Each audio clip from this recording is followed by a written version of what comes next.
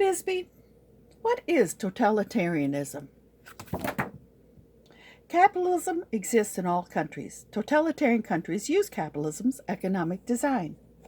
Within democracy, there are social strategies such as responsibility, independence, and inalienable rights. But democracy is not an economic system. Democracy must legislate to control capitalism.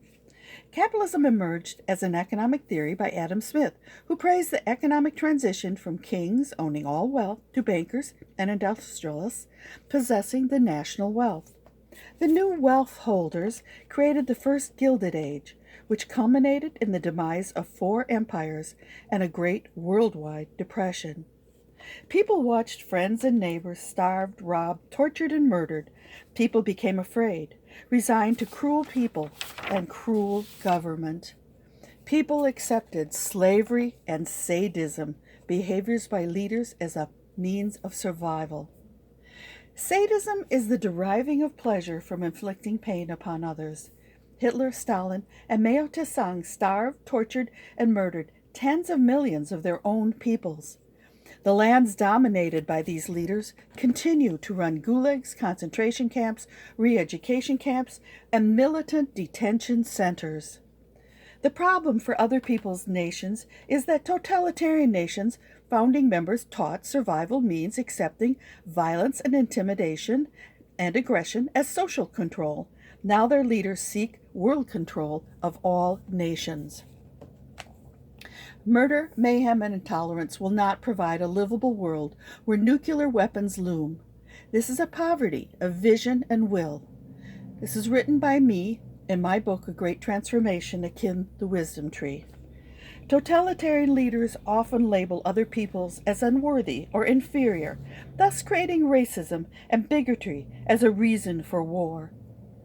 These leaders go to war because it pleases them to do so, just as the kings used to do.